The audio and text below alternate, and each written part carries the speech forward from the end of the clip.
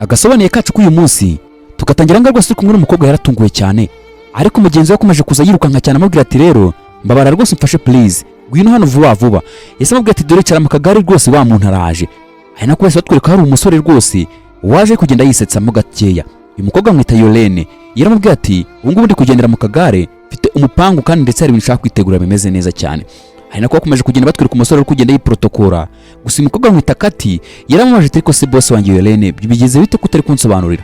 Undi aramubwira ati we humura, ati we bana nanjye ndabizi neza nyuma nzaza kugusobanurira. Ati se basi byibuze nizere neza kutazigera untenguha? Yaramubwira ati humura nta kibazo. Ari nako Yolene yakomeje kumubwira ati rero babara ukora akazi kawe nkuko bikwiriye, ndabizi neza rwose uzishimira rwose uyu mupangu wanjye. Ahise babyemeranyaho. Ari nako bose batwereka rwose wa musore rwose waje wambaye neza. Uyu musore bamwita Bosco. Akimara kwagera amubwira ati se ninde rwose nyiri company irahangaha yikinka Yolene? Niwe bita Yolene ari hehe? Yese avuga ati se ntago muzi? Ati mu byukuri rwose ni njyewe.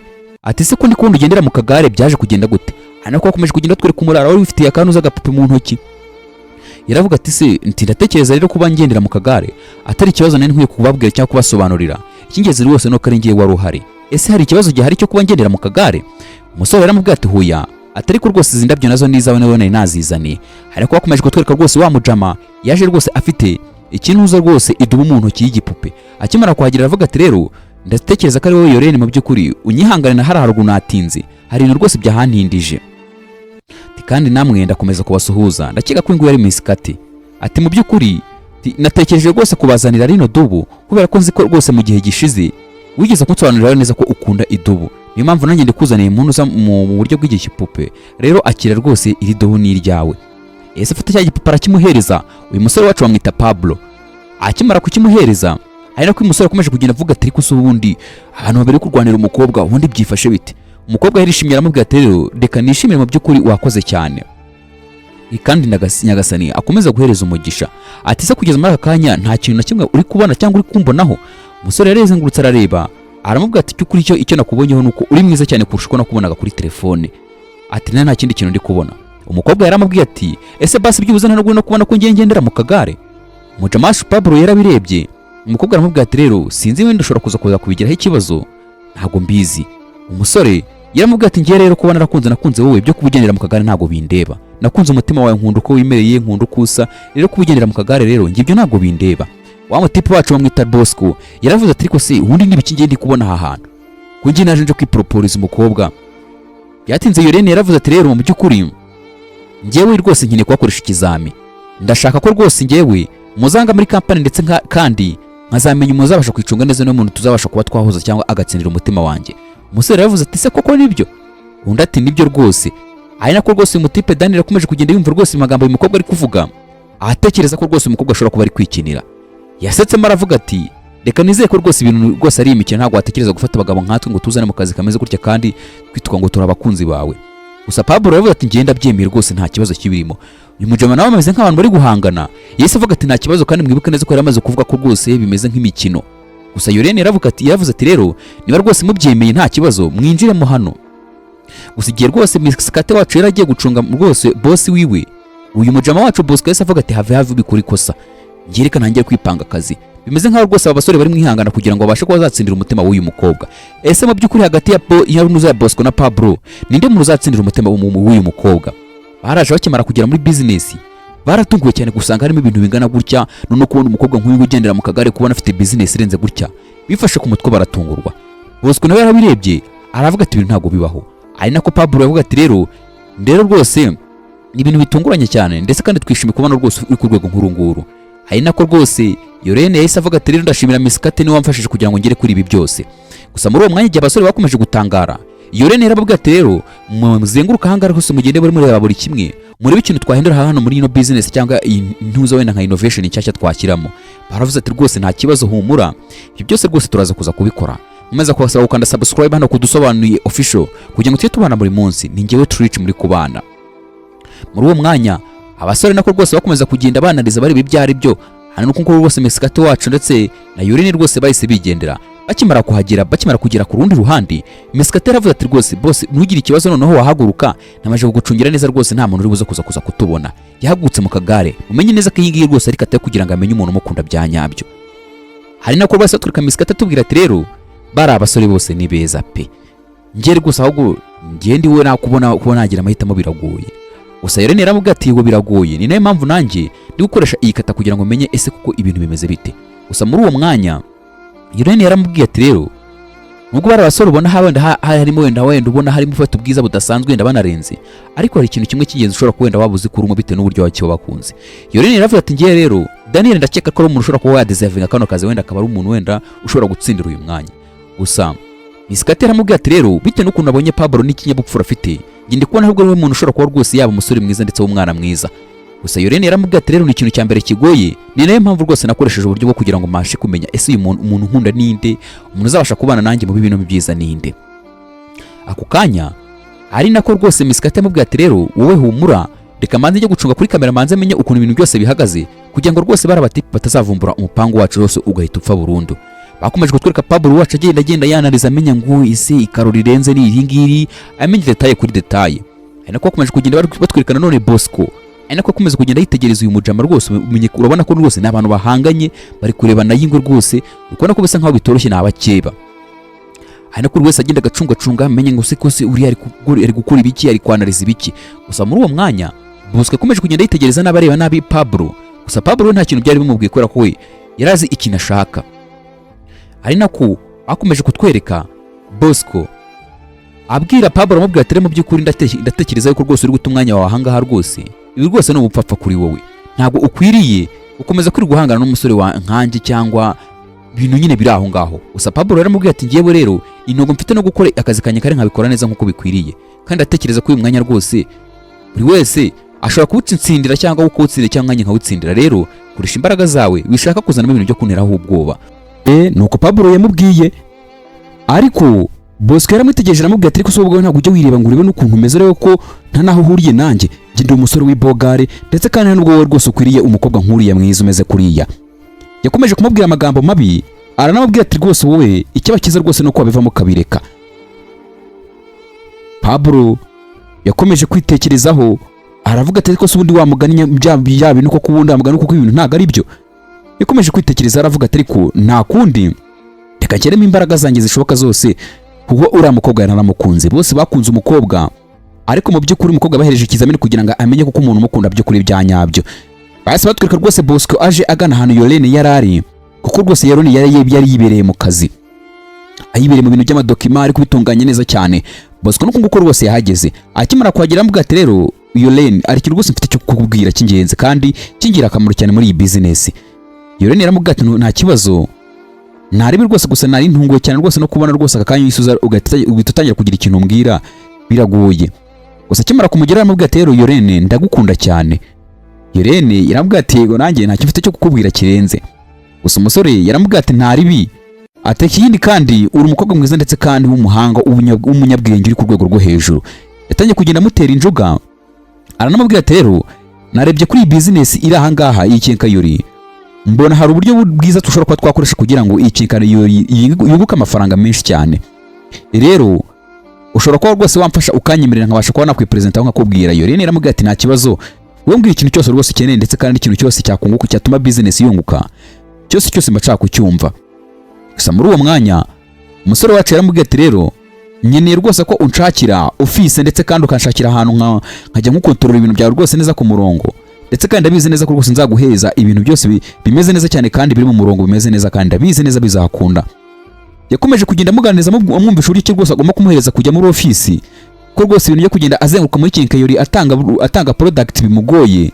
Icyaha cyiza rwose ko kwamushyira muri nuza muri office, kandi ukubona ko rwose umusore bitewe n'ukuntu asa neza bimeze neza cyane ntabwo byabara gukunda. Yatinze Irene yahise ahamagara rwose Misikati, aramubwira ati nta kuntu wamfatira rwose uyu musore wanjye rwose ukamujyanira muri office ndetse kandi ukamuhereza na access kuri bank account musore kuko byose yari yabimusabye. Irene yaramubwira ati koko ibintu uri kumbwira ni ukuri tubikore. Yabitekerejeho aramubwira ati nta kibazo rwose tubikore. Rero kuba mabuja washobora kukubwira ati kora ibintu ibi nibi ntabwo wabara kubyemera kuko bitewe n'ukuntu business ijya kugera aha ngaha biba ari ubwonko bwe rwose ntako batarageze kugira ngo business kuri kuba rero yakubwira ati kora ibintu ibi nibi ntabwo wabyanga. Ntibyatinze umusore nuko nguko rwose yahise yiyakira kwibera muri office. Gusa ntibyatinze muri ako kanya nanone gatoya Pablo wacu rwose yahise agaruka. Akimara kuhagera yaraje aramubwira ati rero nkubwire mabuja ukuntu rwose ibintu bimeze. Undi aramubwira ati se byifashe bite, ese uri kubona rwose hari ikindi kintu twashyira muri business yacu, muri company yacu? Ameze nk'abantu bari mu kizami barahanganye ku rwego ruri hejuru. Pablo aramubwira ati hari byinshi mfite cyo kukubwira, ariko hari ikintu cya mbere cy'ingenzi nabanje kuvuga ntireka manze yitekerezaho neza mbere kukikubwira. Rero namaze kubona ko business yacu hari ikintu cy'ingenzi ikeneye cyane. Yase mubwira ati rero rwose gira uko ukora iyo bwabaga rwose ikintu kimbwire. Yaramubwira ati rero namaze gusanga ibikoresho rwose biri mwahangaha byose bipanze nabi. Turamutse dukoze uburyo bwiza bwo gufata ibikoresho bikenewe byose tukabishyira imbere, ndetse kandi ibintu abantu badakunda kubaza tukabishyira inyuma, tukabishyira ku ruhande tukabipakira muri stock, byatworohera kurushaho ku buryo umukiriya yageze ikintu cyose cyashatse akakibona kubera ko rwose kiri hafi. Yarabyumvishije aravuga ati se basi kuki ibintu ntigeze mbitekerezaho na mbere. Yumvishe ibitekerezo uyu musore afite, aravuga ati rwose numva rwose uri umusore udasanzwe. Umusore aramubwira ati rero ndabyishimiye cyane kuba basi byibuze ubonye ko ari igitekerezo cyiza, ndetse kandi kiba kitari na cyiza rero wanyongera amahirwe kugira ngo basi byibuze ndebe ko hari ikindi gitekerezo cyane cyangwa hari ibindi nyunganizi nakongeraho. Umusore aramubwira ati rero munyihangane nta ribi, reka nkomeze kugenda nanarize menye ukuntu ibintu byose bihagaze. Iyo rene wacu yarabitekereje aravuga ati rwose uyu musore ntagasanzwe, kuko we yaje amuhereza ibintu bashobora kuba bahindura muri business yabo kugira ngo business isubire ku murongo. Batweretse rwose misikati wacu azana ntuza uyu mutipe wacu Bosco, amwereka amadokima amubwira ati rero amadokima nayo muri uyu mwaka ayangana aya magitanze n'amafagitire twagiye tuguriraho ibintu tujya kurangura hanze. Rero rwose rero nuko rwose ibintu bimeze, komeza utangira akazi kawe nkuko bikwiriye. Umukobwa yahise asohoka ari nako badusiganye hano. Bosco avuga ati rero muraziwe, reka mbere noneho icyo bita noneho gukora ibintu neza kandi nkanabikuramo n'inyungu zanjye bwite ku ruhande rwanjye. Ese mu by'ukuri uyu musore wacu bitewe n'amagambo ari kuvuga muri kubona rwo ashaka umutima wa Yorene cyangwa wishakira amafaranga gusa? Muri uwo mwanya misikati wacu yaribagiye telefone, ariko kuko rwose mbere yuko ajya kwinjira abonye umusore ari amagambo ari kwivugisha, avuga ati ntabwo bishoboka rwose kubona umukobwa nk'uyu ugendera mu kagare ufite business imeze gutya. Yakomeje kugenda anabireba aravuga ati ko se ni gute ukuntu umuntu ukobwa nk'uyu ugendera mu kagare ashobora kugira business zirenga 20 mu gihugu kandi zifite cyenkayero ifite ibintu bingana gutya byose. Yaravuze ati muraziwe, ntabwo nari nzi neza ko mushobora kugira icyizere mukakira muri company yanyu, mukakira mukanemera kuma access kuri bank yanyu. Ibikoze bigeze byose abona birakunze, kubera ko mu by'ukuri Yorene ari we muntu rero nakunze mbere namukunze cyane, yamuhaye icyizere kidasanzwe. Gusa misikati wacu yarabyumvishije, yahise ajya ku ruhande kugira ngo yitsimbe abanza namenye imipangu y'uyu mutipe menye ngo bimeze bite. Ariko mu by'ukuri rwose Bosco yaratabasha ko yamenye neza yuko rwose hari umuntu uri kumwumva amagambo ari kuvuga. Yarazi neza ko misikati yagiye, yaraje afite za dokima mu ntoki azenguruka kugira ngo amenye ese ni cyo kintu gifite igiciro kiri hejuru cyane ngo amenye uburyo cyazagenda gavura arya amafaranga ya business, kuko bamaze kumwemerera neza kumuha access ya banki. Yorene rero yaraje kutwara telefone ye kuko telefone yiwe yari yayibagiwe. Icyo kintu cyari kimugaruye rero kwetana neza yuko yese yumva amagambo uyu musore ari kuvuga ameze nkaho agiye kurya business ya Yorene. Yitangiye kwibaza ati ko se kuko ngubu ndakora iki kugira ngo basi byibuze ntabare business yacu, kuko yari yaramaze igihe kinini cyane akorana na Yorene. Abasore rwose haciye iminsi nuko rwose bakomeje kugenda bareba ibiciro, ariko twakomeje twumva rwose uyu mutipe wacu Bosco avuga ati ni gute bafati ikaro nk'ingi yo kubakarishya ku madolari 20 rigomba kugura amadolari 50. Yatangiye kugenda ahubwo anahindura ibiciro biri ku makaro rwose, ari nako rwose ntuza Pablo wacu yisaza akozeho abona rwose na etikete bashyizeho cyashya rwose y'amafaranga mashya rwose agiye kwikaro. Aramubwira ati ko se koko ibintu urabona ko ari byo, ni gute ushobora gufata ikaro nk'iri ukayikira amadolari ngana gutya? Ubwo burenganzira urabufite, urabwemerewe? Bosco yaramubwiye ati njye ubwo burenganzira ndabufite, kuko rwose Yorene boss wacu yamaze kunyemerera neza rwose kandi yamaze no gukonfirma neza ko ari we muntu tuzabana, ari ngi umuntu azahereza akazi. Rero ubwo burenganzira rero ndabufite. Yakomeje kumubeshya mu buryo bwo kugira ngo amuce intege uyu musore acika intege akaza akareka akava amagende kugira ngo azasigare muri business aryoshye ameze neza cyane. Ari nako rwose misikati yacu akomeje kugenda abumviriza yumva amagambo ntuza Bosco ari kubwira Pablo. Aramubwira ati niba rwose barabikwemereye nta kibazo bihindure nk'uko ubishaka, ati gusa ndatekereza ko ibintu bidakwiriye. Bosco aramubwira ati ko surashya warura iki ko business bagiye kuyinyegurira, ufite ikihe kibazo? Misikati akomeje kumva amagambo ntuza Bosco ari kubwira Pablo. Ari nako rwose Pablo yakomeje kuvuga ati ko sundira Rwanda n'iki ko rwose nyiri business yabonetse ubundi ndi mu biki. Gusa ariko mu by'ukuri Bosco yari ari kumubeshya, ariko nanone ibintu Bosco ari gukora ntabwo bikwiriye kuza ugafata igiciro cyari kiri ukakimuruka gikira hejuru, mushobora kubura abakiriya rwose bakabacikaho burundu. Ariko mwibuke neza ko yari amaze no kubwira Yorene neza yuko ngo hari ukuntu agiye guhindura business yabo. Gusa muri ako kanya Miskate yese abwira Pablo, aramubwira ati mu by'ukuri ibintu rwose Bosco ari kukubwira ntago ari ukuri, ari kukubeshya.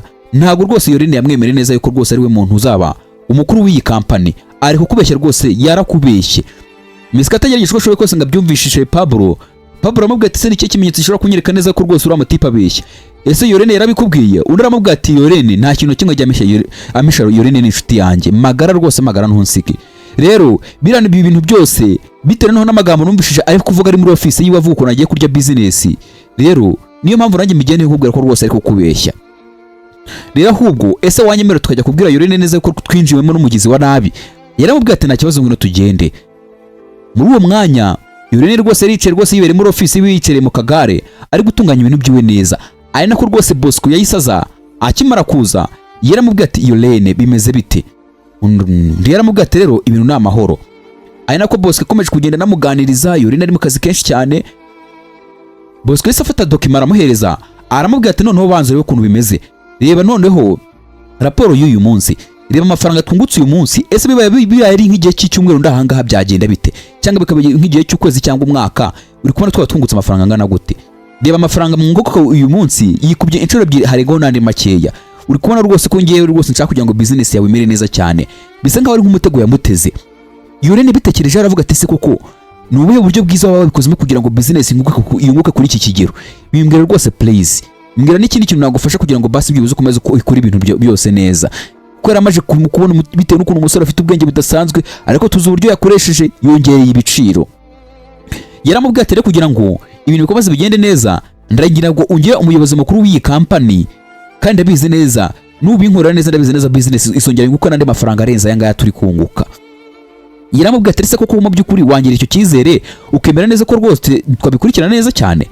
Yorene yabitekerejeho cyane aravuga ati se koko ibi bintu nshobora kubikora koko birashoboka? Yese nasohora y'ikaramu afi yari kuba aramaze no kwandika n'uzana dosiye yayitunganyije neza. Aramubwira ati we sinya ahangaha unyemere ko mbaye umukuru w'iyi business, numara kubyemera neza ntekeza ko rwose ari ibintu bitagoye cyane. Gusa Yorene yaramubwira ati se koko uri kubona ari ikintu cy'icyemezo ushobora gufata akakanya ku bintu biri aho ngaho koko urabona koko bishoboka? Yorene yakomeje kubitekerezaho cyane aravuga ati ko se koko mu by'ukuri ibintu ntabanje gucekinga ngo manze menye uko bimeze. Gusa mu by'ukuri bitewe n'ukuntu yari amaze kwizera uyu musore, ariko igihe yari agiye gusinya Miskate aramubwira ati have ibyo ugiye gukora ntago ari byo, wisinya. Ese ibintu ugiye gukora ugiye gusinya urabizi? Ari nako Pablo aramubwira ati rero ibyo byose byarangiye kandi byamenyekanye. Yorene aravuga ati se ko ni ibiki biri kubera aha hantu ko ntari gusobanukirwa ibintu byahanga bimeze bite ubundi? Bosco aravuga ati abantu ndabizi neza uyu musore ari kungirira ishyari. Miskate aravuga ati se arakugirira ishyari gute bitewe n'ukuntu nawe uri umugizi wa nabi ushaka kuduhombereza company, ushaka kuduhombereza Kenkayori. Bosco yaravuze ati ariko ibintu muri kuvuga ni ibiki? Ati ariko ubundi mwega mujya mwireba, ubundi urwego muri ho muri kurubona? Ngende umusore uri aho ngaho nzi ukuntu business ikora, narize mfite masters mfite na doctora. Undi aravuga ati twebwe rwose ibyo ntabwo tubireberaho. Ati ariko ikintu twamaze kubona nuko twamaze kukuvumbura rwose aya mafaranga rwose bisa nkaho rwose uri kwerekana boss neza yuko twungutse nayimpimbano. Undi aramubwira ati se yimpimbano gute kandi amafaranga hari kandi amafaranga yabonetse? Ikibazo kiri hehe? Yakomeje kugenda ababoranya aramubwira ati rata Yorene bikomeze kwita ku magambo abantu bari kuvuga, wowe sinya rwose nta kibazo.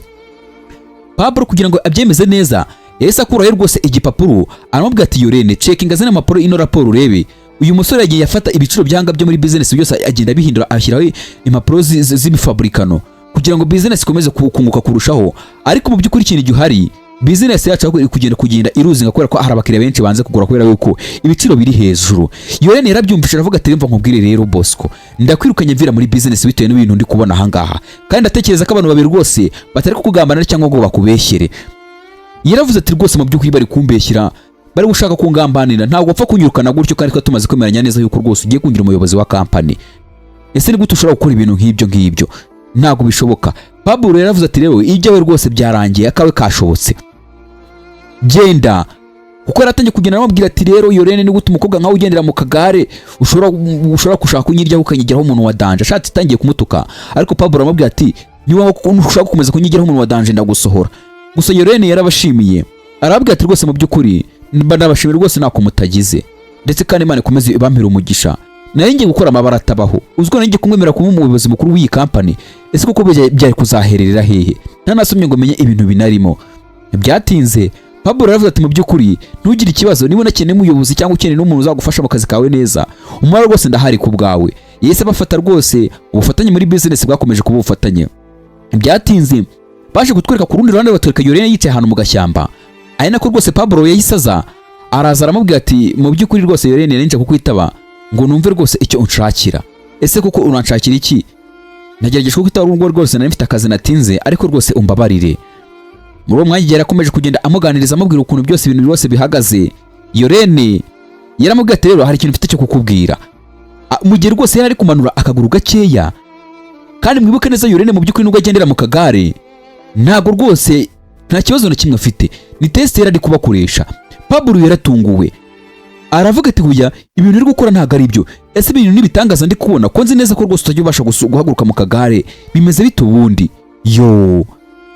Yorene yaramubwiye ati rero iki cyari kizamina ndi kugukora, nari ndi kubakoresha, nge rwose nta kibazo mfite, ndi muryege rwose ndi muzima. Pablo yarabyumvishe amagambo umugore ariko umukobwa ari bumubwira abona ntago bishoboka. Aravuga ati nshimiye Imana basi byibuze kukubona rwose ugenda. Pablo yarishimye, ari nako rwose Yorene yakomeje kumuganira ati usibye no rwose wenda no kuba naguhereza akazi, undi navuga ati sa akazi rwose nkeneye rwose, akazi niba rwose wabonye n'undi muntu mushyashya kugahereza nta kibazo rwose kibirimo rwose, humura wigira ikibazo.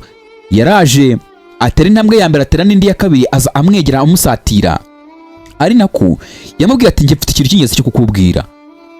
Ati usibye no kuguha akazi, kugira umuyobozi mukuru wa company yacu, umutima wanjye wose rwose nawe ndawuguhaye, numva ushaka rwose kuba nakubera umugore.